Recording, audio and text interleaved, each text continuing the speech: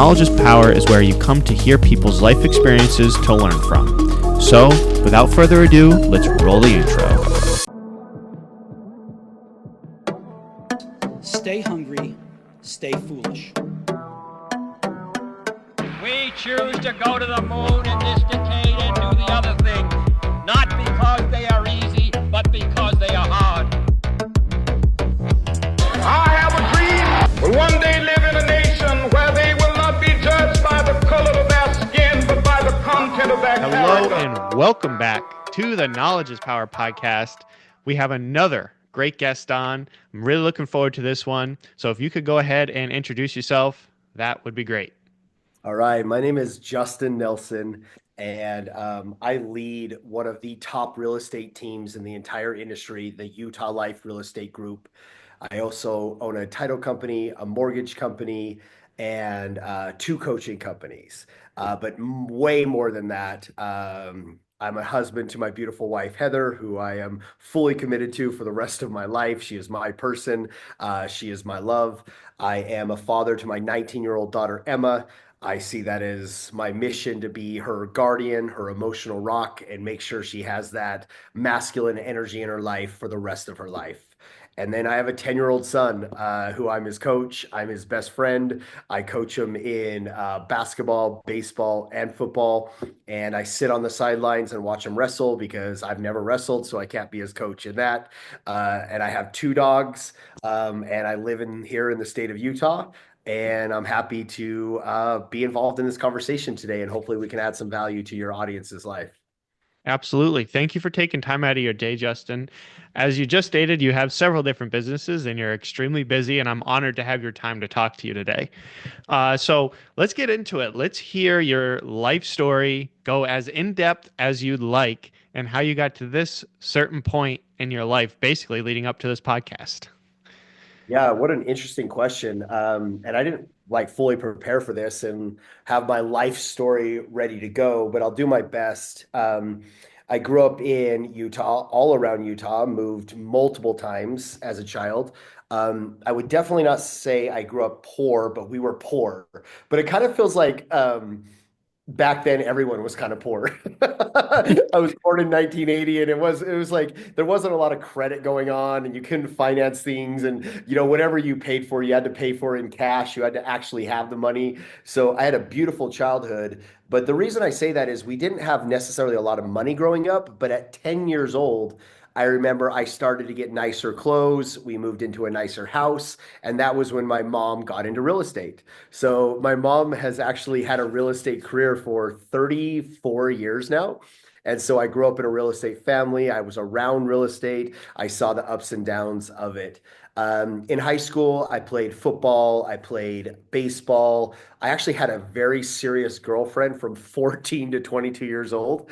Wow. So that's probably accounts for me being single a lot of my life until I met my wife. Is I kind of missed those golden years, and I was in a relationship, which was amazing. But yeah, very serious relationship. And then I played college football at Golden West College in Huntington Beach, California. It's a junior college, and that was an amazing time in my life. I worked at a swimming pool on campus. I was a full-time student, full-time football player. I did security on the side, like random security jobs. There was actually a time, I think I was 19 or 20, I actually worked at Disneyland. Oh, wow. That lasted about 2 weeks. I feel like we all have that 2-week job. But I bring that up because people always find that fascinating that I worked at Disneyland. In my adult life, I've only done sales. Like if you look at all of my jobs, all of my income, it's came from sales, and I'm great at it. I believe I'm one of the best, honestly, on the planet at actually the sales process and training sales people and helping people make money through sales. And that's came from a variety of things. I've sold home warranties. I was a personal trainer. Where my career really started to take off is I started working with Tony Robbins. And for 5 years, I would travel the country and speak on his behalf. With Tony Robbins, I was doing about 400 speaking engagements a year. So over 5 years, 1,200, we're at 2,000 speaking engagements. And that's really where I crafted my skill set in training and coaching and teaching. And my specialty was training large sales organizations on sales and communication mastery. Absolutely loved that job. I traveled. I would live in a different city every 3 to 4 months. I was in my wheelhouse of coaching, teaching, training. I started, in my mind, making what I would consider significant amount of money, multiple six figures. And that's where I was like, had that realization of like, what's possible? What else could I do? Um, and honestly, I would have stayed with that job a lot longer. But what ended up happening is I met my wife. I actually dated her when I was 22, I believe, somewhere around that range, for a brief period, like 3 months. And come to find out, she was only 19 at the time. I met her in a bar, so I thought she was 21. And all of our dates consisted of us going to bars. I didn't know until we met the second time in our mid 30s that every time we got out, she was like afraid that she was going to get ID'd or get her ID taken away. But long story short, I was working in Florida and Hurricane Irma hit. I was with Tony Robbins, and I'm kind of I don't trust the news. I don't trust the weather. Like I look at my iPhone when they tell me what the weather is, and I'm like, why are they trying to manipulate me right now? Like, what's their hidden agenda for telling me it's going to rain? And so I didn't really evacuate, but my company made me evacuate because of this hurricane. And I ended up in Las Vegas, which is a 4 hour drive from Salt Lake City, where I grew up. I drove back, and my current wife found out that I was in town, and she flipped a coin to say, should I call him or not? And she ended up texting me, calling me. I went over there that night to her house, and we went out to dinner. And then the next day, we decided to get married. And that was 8 years ago. And so decided to get married. She had two kids, so now I have two kids. I decided to move back to Utah. And the thing about being a speaker for Tony Robbins is I was on the road 365 days a year. There was no home. You travel and you sell, that's your job. So I had to leave that job behind, and I did it, kind of remotely for about a year and a half. But about 5.5 years ago, I left that company. I was at a serious crossroads in my life. Like when you find a way to make money and you have finally everything's coming together and then you give that up for a family, I was lost. I didn't have enough guts to go and start something on my own or start my own coaching company. I wasn't in that position. And so I did what everybody else does when they're struggling or at a crossroads. I officially got back into real estate. I've had my license for I've had my license for 24 years, but I sold real estate in my early 20s and then went away from it for a long time. And for the last 5.5 years, I've been fully dedicated to real estate. And now I lead one of the top teams in the entire industry, which is Utah Life. I think that summarizes pretty much my life story. Maybe something you should know about me is I've really struggled a lot in life, mainly all self-inflicted. Self-inflicted with self-talk, with negativity, with identity, not feeling worthy, and that led to me drinking pretty heavily in my 20s. And my life really kind of unraveled around 30 years old when I couldn't put on the show or the facade anymore of keeping my life together. If anybody was a layer away from me, they would see the house, the cars, the job, the money, and be like, he's good. Anybody that was like in like legitimately in my inner circle would realize I had some serious problems going on with the way I was running my life. And what really got me out of that was working with Tony Robbins, because if you have to speak 400 times a year, that means you have to be primed, ready, looking good, feeling good, great physical condition, and just the consistency of showing up that way transformed my life and built a lot of healthy patterns, a lot of healthy routines. And I believe that's ultimately which has led to all of my success currently. Wow. Well, that was a great life story, and I appreciate you sharing a lot of great and Yeah, a lot of great experience in there that obviously has pushed you to where you are now.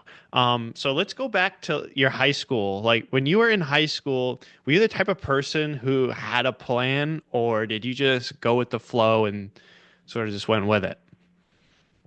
Wow, I look back on high school a lot because I was really happy in high school. And I think and I wonder why. Why was I so happy in high school? And because we all have our struggles and we all go through seasons in life, men, women, whoever, you're gonna have the problems. I can only speak directly to men because I'm a man, but I know we have some problems and we have some challenges. And I look back at why I was so happy in high school, and I think it was because I had great friends. We had each other's back. We communicated often. We'd go out on the weekends. I had a lot of structure. I actually showed up to school. Like I didn't really try in school, but I was there. I was present, and I got great grades, and so I was involved. And then every day after school, I had a sport going on. Basketball, football, baseball, whatever it was. And so I just had a lot. There was no downtime. Like so it was constantly on the go, class, sports. I actually remember I was 16 years old and football got out, and we had 1 week after football before the next sport started. On that Monday after football ended, me and my friend got arrested. And it was for something stupid, but it's like that's what happens when you have downtime. If you're not Right. doing something productive, uh, you'll find a way to get into trouble. So I reflect very fondly on my high school life. I was kind of a jock, I guess you would say. I played a lot of sports. I loved sports. Committed to friendships, and I grew up in Utah, so skiing and everything fun. So yeah. Interesting. Yeah. So, I mean, sports are, I think, incredibly important in kids' lives. And that's like one of the biggest things that I think during COVID really hurt a lot of kids not being able to play sports. Yeah. So that was actually like sort of my next question to you. Like, how much did sports impact your life? And it seems like they impacted your life significantly. Yeah, in every way, like Yeah. literally in every way.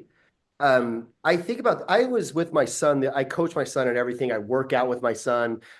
We go to the track together. And the other day we were racing around the block. So he went first and then I went second.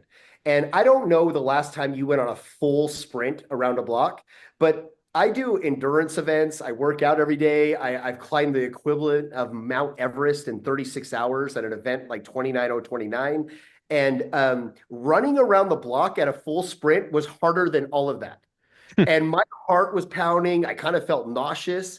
And it made me think, like, oh my God, when was the last time I actually really pushed myself physically? And in sports, that's like built in. I see my son in wrestling, which wrestling is phenomenal because he literally is in his underwear, give or take, it's a singlet or whatever, with all of his friends and family watching, and he's either going to succeed or fail in front of everyone. And there's just so many life lessons in that. Like, how many times are we that vulnerable in our work, in our prospecting, in building a career? Like, we're not willing at all to put ourselves out there and let the world see us fail.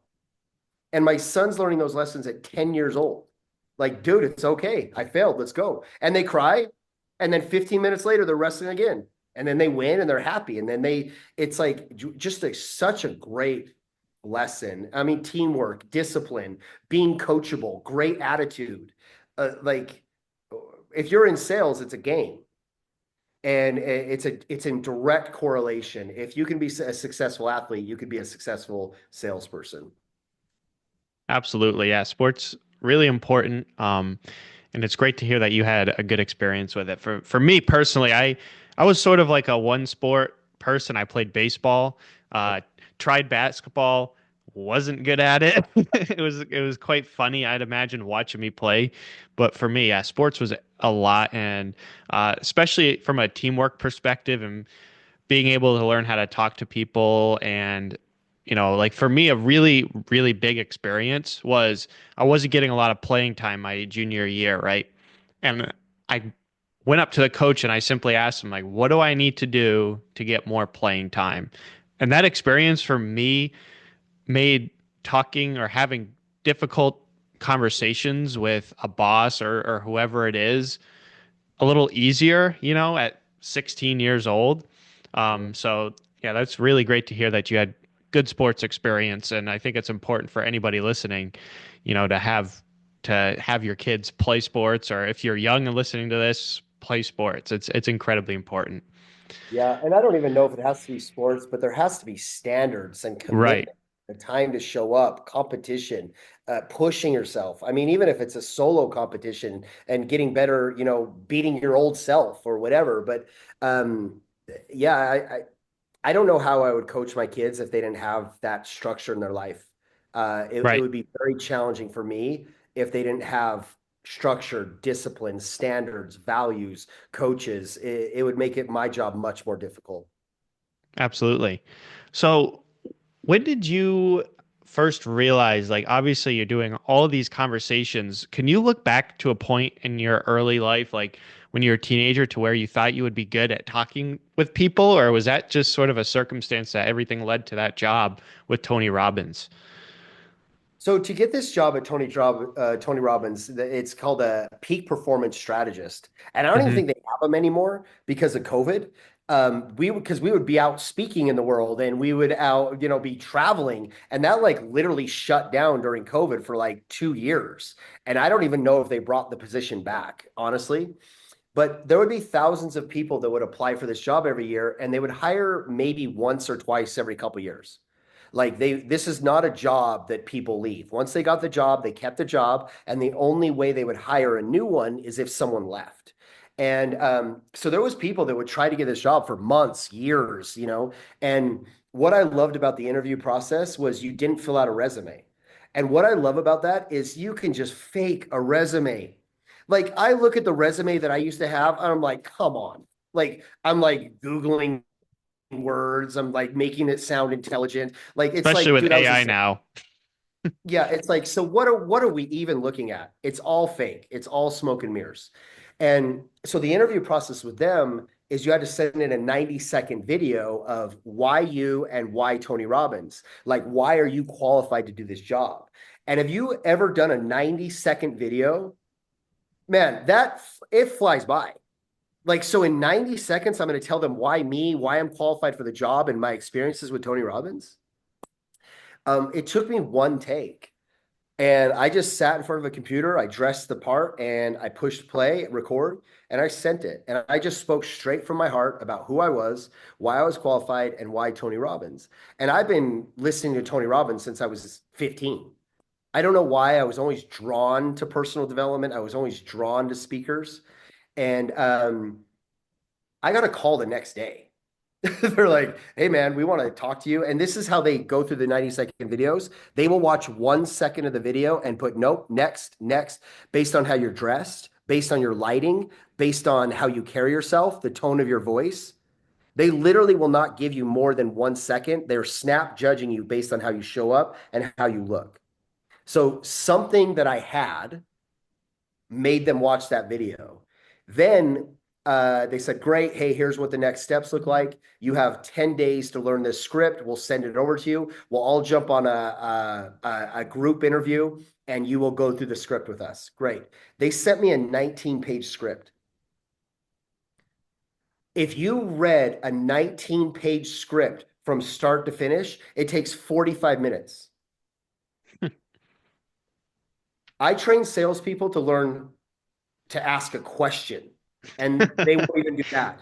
Or Yeah. 3 lines to start a conversation, or how to run an open house. Or I had to learn 19 pages in 2 weeks. And Wow. man, I really tried. I had the Zoom, and if anybody from Tony Robbins is watching this, I put up those big poster boards, like those flip charts, four of them behind the Zoom, and I wrote out the entire script in the right order. And then I had my mom behind pulling off the sheets in the order silently. And I knew that script from start to finish. They were heckling me during the Zoom. And I didn't know that was their job to heckle me and make fun of me and interrupt me. Like they wanted to test me in an audience to see if I could handle it. And then right when I got off, the guy called me, the director of sales, and he's like, I've never seen anybody learn the script the way you did. He's all, my current salespeople don't know the script as well as you. I faked it, but I still think it's a great story that that's what's required to be successful. Um, as far as a speaker, I don't know. I've enjoyed it. I have very high emotional intelligence, very high social intelligence. So when I'm in a room, I can read everything that's going on in a room. I can feel how people feel. I can think the way they think. And my ability as a speaker is I can get in the dialogue in your head and I can coach you where you're like, damn, he's talking directly to me. And I used to coach kids in prison. So teenagers in prison, I would go and coach them and train them physically and mentally. So I got a lot of reps there, started coaching sales teams. At this point, I've done over 4,000 speaking engagements. And I will Wow. tell you, out of the 4,000 speaking engagements, probably 1,000 of them went horrible. If Hmm. you're going to play this game, it's not all sunshine and rainbows and everything works. If you're not willing to deal with a lot of pain and a lot of reps and a lot of bad speaking, then you're never going to become a good speaker. So what do you think impressed them so much in that 90-second video? What in the first second made them not skip it? I don't know. It's a great question. I train salespeople to build their voice, and building your voice is your tone, your body language, your certainty, your skill set, your presence. Like we have this voice, we have this instrument, and it has way more to do with your vibration, your authenticity than scripts or speaking. And so I stood there like this in a black shirt. I dressed exactly like Tony dresses. This was a calculated decision. I dressed the way he dressed.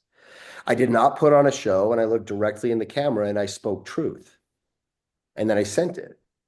I mean, for me to be vulnerable and say I've been listening to Tony Robbins since I was 15 years old and how he changed my life, that immediately hits and feels different. Um, so I think it has way more to do with, is Justin impressive? Is he authentic? Is he sincere? Man, being impressive, having a high authority score will change everyone's life. What do you mean by a high authority score? A high authority score is the way I dress, the way I speak, how prepared I am, the time I show up, how I show up. Look me up on social media. Am I congruent? Um, I will tell this to your audience, to you, to everyone. 100% of the time, with zero exceptions, everyone that you will do business with in the future is looking you up on social media. And if you do not have a high authority score of branding, of passion, of how much you care about the industry, how much you care about your clients, how hard you're working, who you are as a family person, who you are as a human, what you're passionate about, you can either have a high authority score or a low authority score. Authority score is when you speak to somebody, you're like, man, there's something here that I should be listening to. A low authority score is that person that says, hey, I'm not ready yet. You're doing everything you can. Hey, we're 6 months out. Call me later. People don't say that stuff to me. They engage in authentic back and forth conversations with me because they feel that I have a high authority score, meaning I like this person or I want to be like this person. People do business with two kinds of people we like and people we want to be like. So I'm on a mission to become great at being that person. That's my side. So you're going to see, like, I don't even, there's fireworks and stuff. I don't even know, but I don't know how to shut it off. So Yeah, that's okay. So let's go into the next step. So we talked about high school. Now let's get into college. Were you just going because you wanted to play football, or was there something that interested you that you decided to major in? definitely not major in. I ended up getting a 2-year degree, and I don't even Hmm. know what my 2-year degree is in. I don't care. I've never used it. Nor would I have used a 4-year degree, or I've never put it even on a resume. Um, I went to play football, but honestly, I think I was going to escape. Something about me just wanted to leave. And I don't know exactly what that motivation was, but I just wanted to leave Utah. And I chose Huntington Beach. I interviewed with the team. I went and spoke to the coach. I had a decent ability. I mean, I had a pretty decent high school football ability. I had an okay college football ability. But I ended up starting my second year and I did great. And it was definitely, I wouldn't even say it was football or school. It was my way of doing something away from everyone I knew. There was something very peaceful to me about going somewhere where no one knew me or going somewhere and being myself. And I don't know exactly internally what motivated that, but I think I always knew as a child that right when high school ended, I was leaving Utah. Hmm. Interesting. So after you graduate college, what were the next step for you? Like, what did you do directly after you graduated? Oh my gosh, I don't even know. I have sales jobs. I sold home warranties for a number of years, got into personal training. And honestly, that's where my life started to unravel a little bit. I got into like the party scene and whatever you want to call that scene of the bars and going out, etc. Um, and 30, when I was 30 years old, I see that as kind of my midlife crisis where I started, oh my gosh, if I look back on that time, the way I spoke to myself and the things I would say, the negative self-talk, the negative outlook I had on the world, the negative outlook and I pretended and put on a good show. You would never know it, but I was like super struggling inside. Um, Literally that's the moment around 30, 32, 31, somewhere in that area is where I became committed to bettering myself, committed to being in different circles, committed to actually having a career that was challenging, like super challenging. And I guess that's been 14 years now that I've been on this path of bettering myself and improving who I am as a human. And that's what led to my wife. Like, there's no way in hell I could be married to my wife if I wasn't who I was today. There's no way I could be the father that I am if I wouldn't have gone through all of that. So, as far as what I did right after college, I think it's kind of irrelevant. I don't know. I sold stuff, made money. It Hmm. was really over the last 14 years that this journey is the journey that I appreciate the most of building a foundation of success. Interesting. All right. So I'd be curious to hear getting into coaching, right? For me, when I think of a coach, it's somebody that's experienced, let's talk about sports, played the sports, maybe had some success in the sport. What made you feel qualified to be a coach? When you first started getting into it, what made you think, man, I am good enough at this now where I can teach people how to do it or I know enough? Wow, great question. I don't know. There's massive imposter syndrome. And what I've learned about imposter syndrome is the imposters are actually the ones that don't feel imposter syndrome.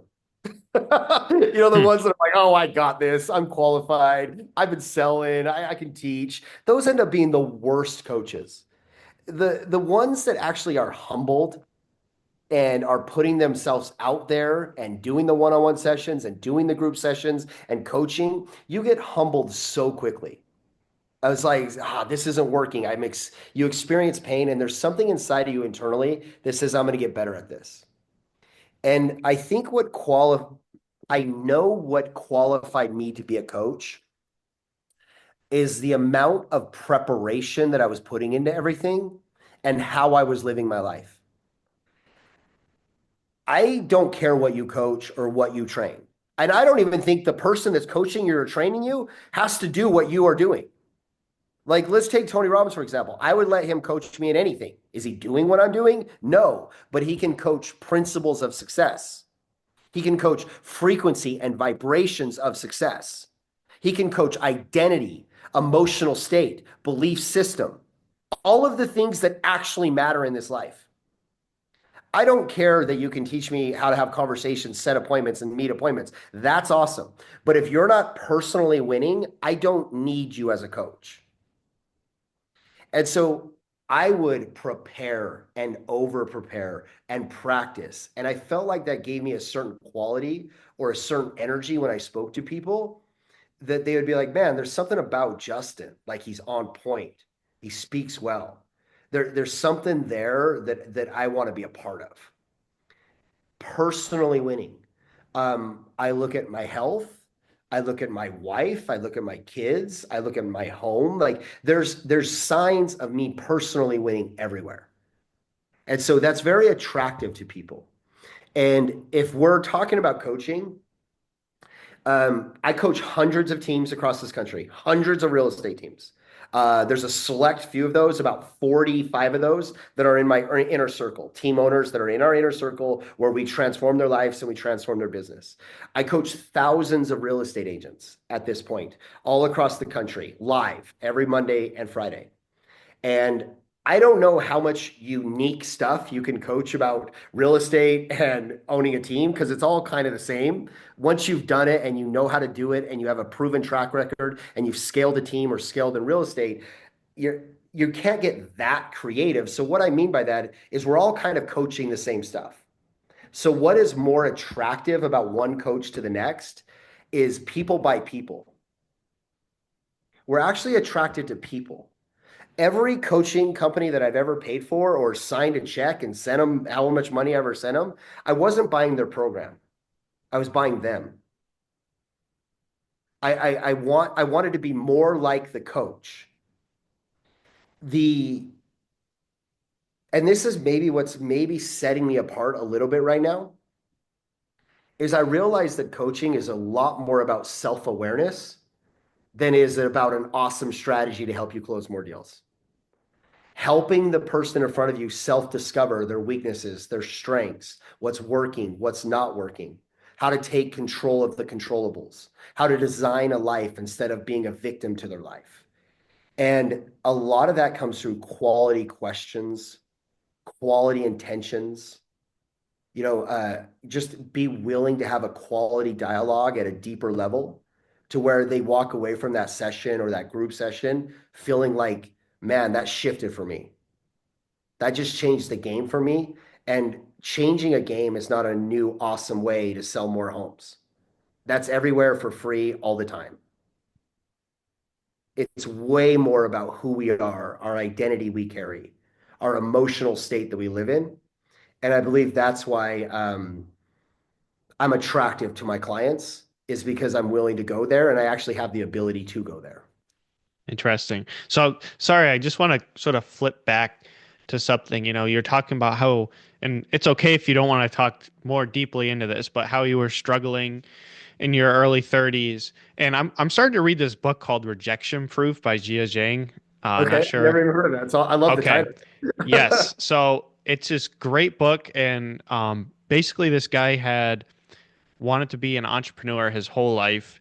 He was born in China, moved to the United States, and went to school, got married, got a 9 to 5, and was talking about how he was unsatisfied and sort of depressed about his life. But he had the car, he had the wife, he had the money, he had everything he could ask for, but he felt, depressed about it. And I'm just curious, like, why do you think that happens? Is it something deep inside of entrepreneurs or somebody that is not satisfied with what's going on? I mean, you had a pretty successful life. So what do you think sparked that? And it's okay if you don't want to talk about it, but Yeah. So, it was shame. yeah, Being ashamed of who I am, being ashamed of my true values. We can all talk a big game about what we value in life, but we all have some hidden values and some hidden standards that we don't show to anybody, and they're controlling every part of our life. We could show up to work and be brave and have a smile and do the work, but our actual values is how we feel, what we think about, how we act when no one is looking. And I feel like I had a lot of potential in my life, and everyone told me I was smart, I was good, a good athlete, da da da da. But for some reason, it really turned on me where I became ashamed of who I was. I started like kind of just playing a role of like top salesperson, but then I would just want to be alone because I just wanted the peace of not putting on a show or acting out a part. And now that I've gone through that, and I'm not all the way through, trust me, like life is a process. It's not like, hey, I'm at the finish line and everything's good. Everything is a process and a journey. So I'm still coming to terms with all of this, but at the core, the lowest vibration on the planet is shame. It is the absolute lowest vibration. And I think, or maybe I know, at least personally, that if you're not willing to deal with the things you're ashamed of or the things that you're dancing around or avoiding, you're always going to be limited in your success. And I look back on why this is really dumb, but there's some very small or maybe big things in your life that happen that can lead to like big problems or big challenges if not taken care of. And in my senior year, I started to go bald. It's stupid. Like, who cares? Like, you lose your hair, especially as a man, to like get over it, deal with it. But as an 18-year-old child, I remember like I was excited about the world. I would just see the world. I would go act in the world. And then when that happened, I always kind of felt like I just started internalizing everything. Like instead of me looking out in the world, I always thought, well, how are they looking at me? And so something so insignificant. It's just like, people go bald or what things happen, it doesn't matter. But I remember now reflecting back, that's when I started noticing everyone looking at me or like, God, I'm embarrassed about this. How do I hide this? And I think that led to some patterns in my life that just kind of escalated to where I started like analyzing everything about me and I became more of an introvert. I stopped connecting to my personality, my enthusiasm, my fun. And then all of a sudden, like a decade goes by and you're like, how am I even living my life? And so I had to unravel that pattern and kind of analyze it of like, man, I should be looking at the excitement, the gratitude, the fun, the power. And I was kind of just looking at all the wrong things in life. Tony Robbins has a quote, no human being experiences life. We experience the life that we focus on. And that is why people in real estate make a ton of money because they're focused on it. And that is why people in real estate don't make money because they're focused on not making money. This is why people experience love and gratitude and hope and faith is because they're focused on that. And people that experience the opposite, that's what they're focused on. And so I think it was taking back control of my focus in my life. Can you remember a day or something that happened that sort of changed your outlook and put you on the path that you are now? Yeah, pain. I don't. The only time anybody changes anything in their life is when they're sick of their own shit. I wish there was another way to say, like, oh yeah, I'm just so pumped to make money, so I'm going to go change my life. Or I went to this awesome goal setting workshop, so now everything in my life is going to change. The only time people change is through self-awareness, self-analysis, and they realize I can no longer live this way. And I was embarrassed by the way I was living. I was embarrassed by the way I felt. I was embarrassed by being that old and having my life fall apart. And so something about that clicked for me. I will tell you, I can't remember an exact moment, but I can remember exact moments when I was speaking and it went horribly wrong. You get in front of an audience and it's like, oh God, they're like not into it at all. And that, if anybody's ever publicly spoke and it goes bad, you know exactly that feeling that I'm talking about. It tears you up inside because you have to continue. And I just remember feeling like I'm never going to let this happen to me again in my life. I'm never going to feel this way. And so I started preparing like a madman. I've done the 10,000 hours of coaching, speaking, and training, but I've done another 20,000 hours of preparation. Ask anybody in my life when I wake up, how I prepare for a speaking engagement, and it's like level crazy. And now that I've done so much reps, writing out everything, rewriting it out, speaking engagements that I've done 1,000 times before, I will still prepare for that next speaking engagement like I've never done it before. And that has allowed me to give me an internal strength that I think very few coaches, trainers, and speakers possess. Interesting. All right. Back to coaching, and then we're going to move on to the next point. Can you remember the first time you made a substantial impact in somebody's career? And what did you do to make that change in their life? Yeah. I've got hundreds of emails, thousands of texts. A lot of people come to me after stage and thank me. The most significant ones in my life is on a regular basis, I get text messages. They will call me their brother.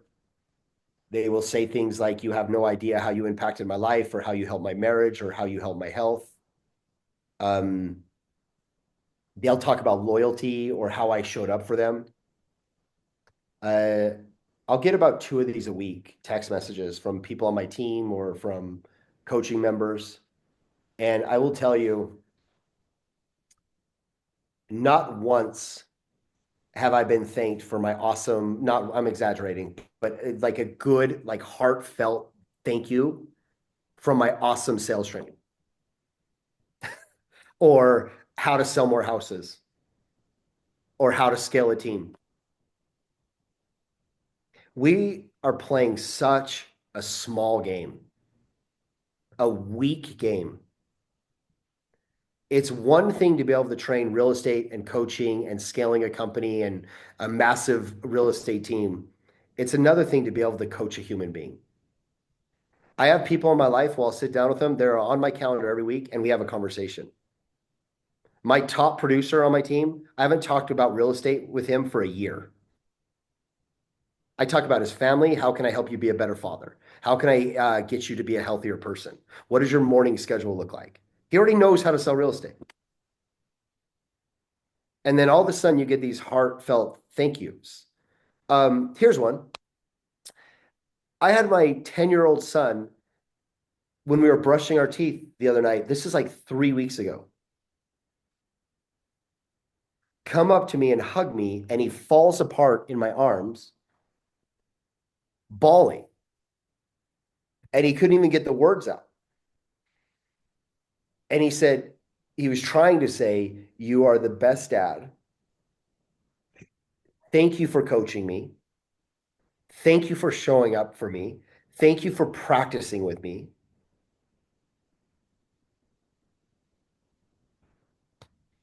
Here's the other thing.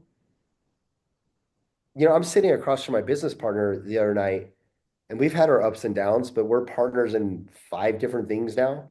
And I'm telling her how she changed my life.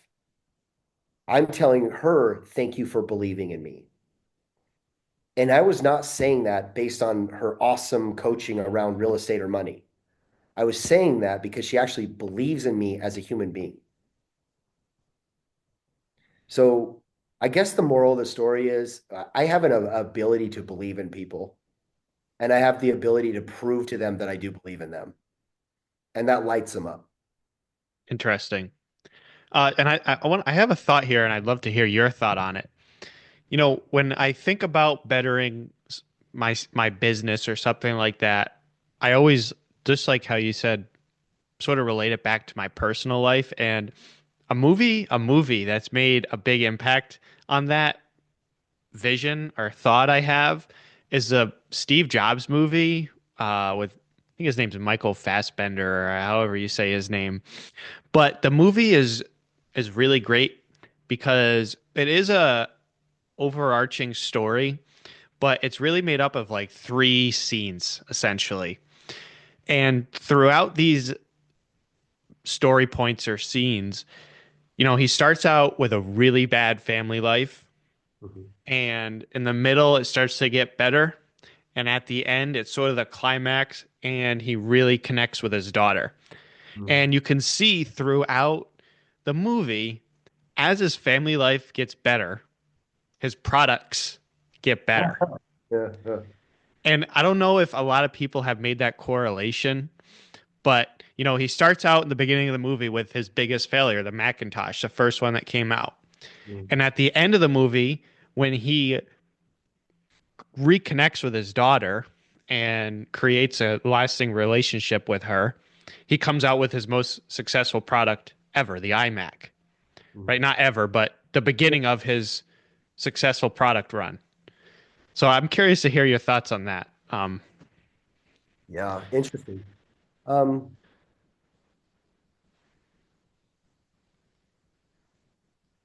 I I don't know exactly what my thoughts are, except I know it's true. I Yeah. know it's true. Like what you just said is the absolute truth. There's no such thing as like, hey, I'm running this awesome business. I'm super happy with my business, but my personal life sucks. And there's no like, oh my God, I'm so happy at my personal life. I'm crushing it as a dad, but I'm not making any money. Like they have to correlate. And I think that winning and fulfillment is definitely a frequency and a vibration. And there's been plenty of studies on this, very legit studies that study people for their entire life, that study their children and their grandchildren, and they realize that the most important thing that leads to fulfillment in life is our personal relationships. Like I couldn't even imagine as a father if I was disconnected to my children, if I didn't feel like that was good in my life. I mean, how for me, I don't know how I could show up like professionally and be good. And so I don't know exactly how to respond to that, except it's true. like, like if you have some relationships in your life that you really care about and they're humming along and you feel like you're showing up to those relationships, I don't know how that doesn't correlate to professional success as well. Yeah, absolutely. Yeah, that's something that like I always have like every couple of months I just gotta watch that movie. I don't know, like there's something Never seen inspiring. it, so I'll go watch it. Yeah. Yeah, you should. It's not the one with Ashton Ben Kutcher. Affleck. Oh no, Kutcher. not Ben Affleck. Ashton It's Kutcher. it's Yeah. yeah, it's this one's much better. And it's great in its simplicity, and I think it's worth a watch. And for people listening to, you should definitely go give that a watch. Uh, but yeah, absolutely great conversation so far. But let's get into your more recent stuff.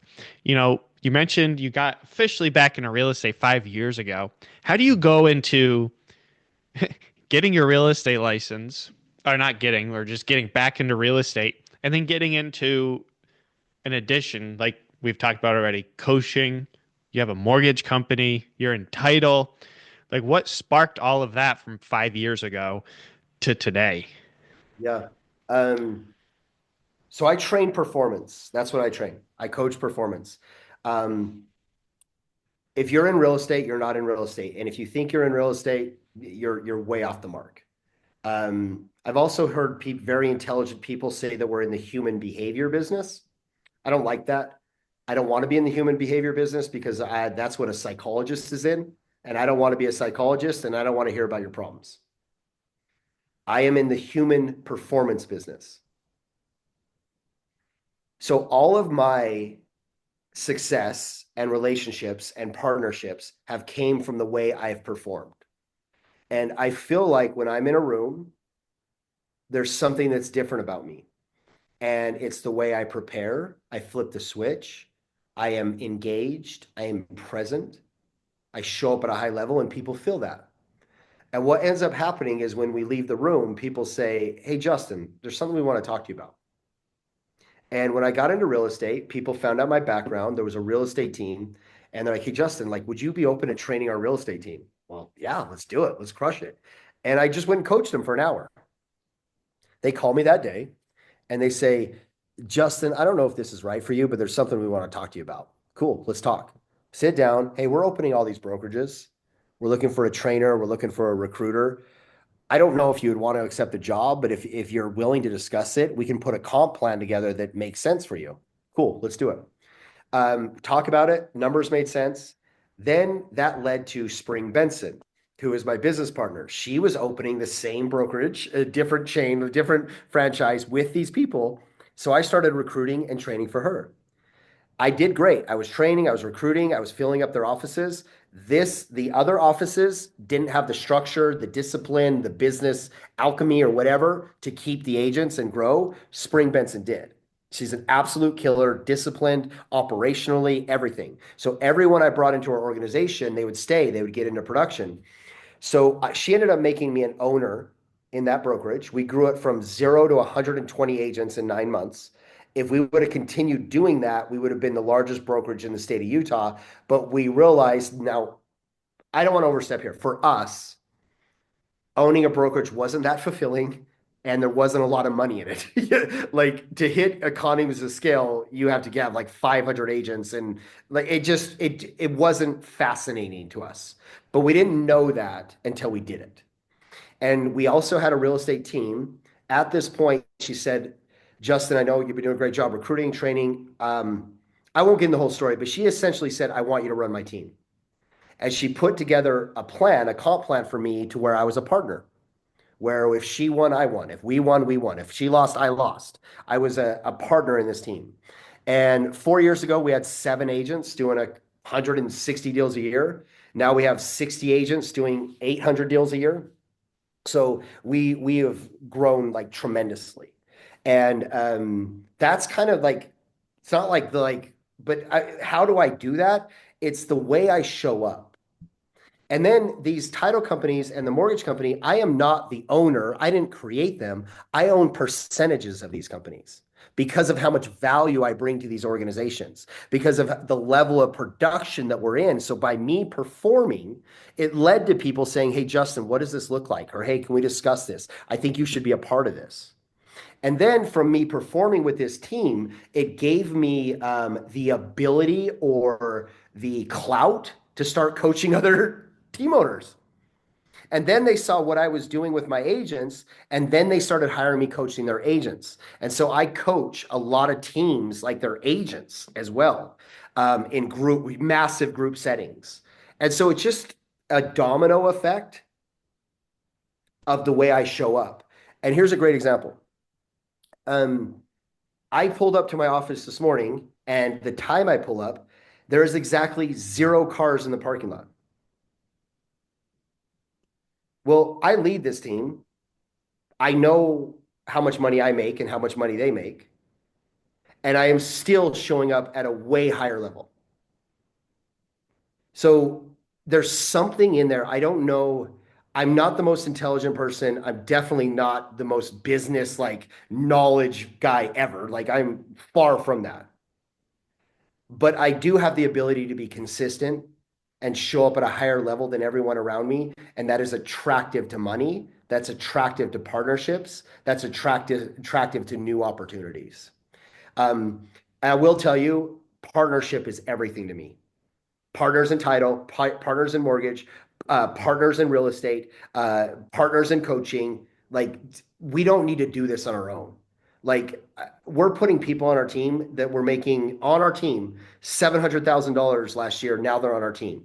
$400,000 last year. They're now on our team. $1.6 million GCI now on our team, because it's not about your split. Like what's the split and how many deals can I close? It's about where are you going to be 2 years from now? How are you going to grow a life, leverage, investments? And you do that through great relationships and great partnerships.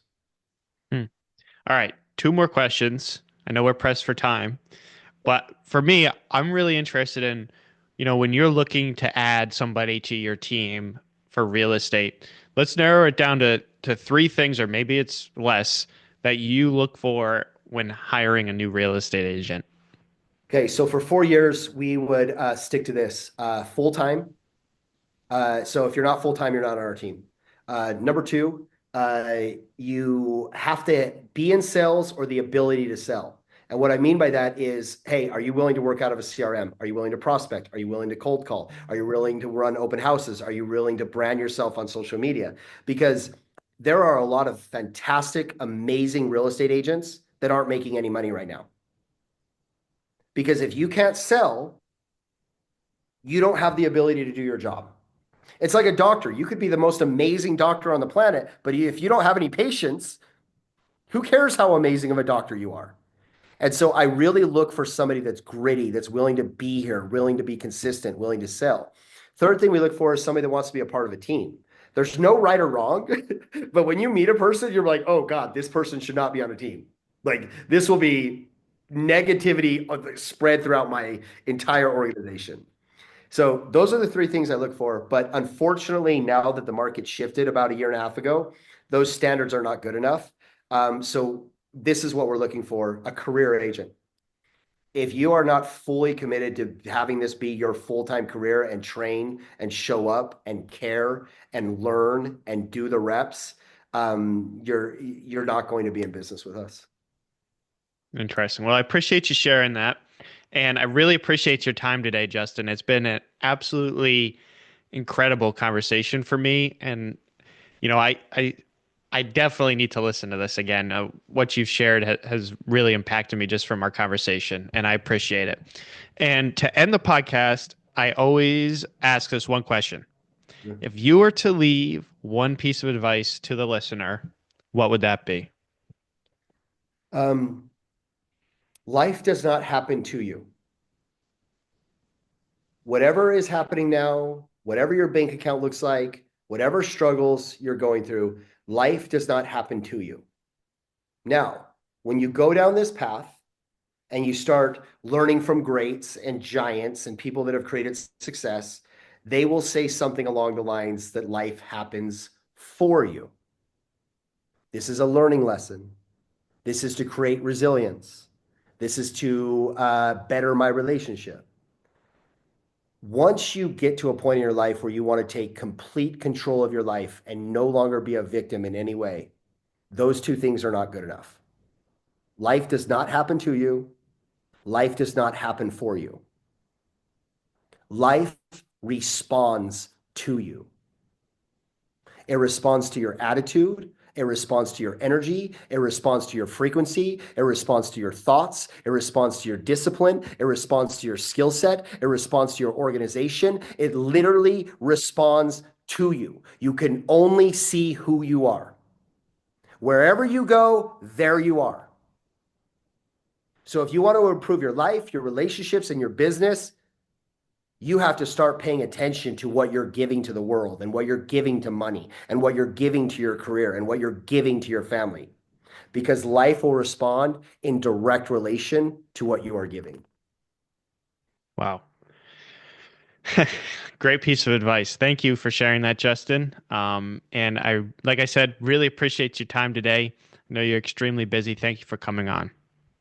I had a lot of fun, Max. I appreciate you at the highest level. I love what you're doing. We haven't known each other that long, but now I'm a Max fan. So I'll go and subscribe to your podcast and let's go. Thank you, Justin. I'm definitely a Justin fan now.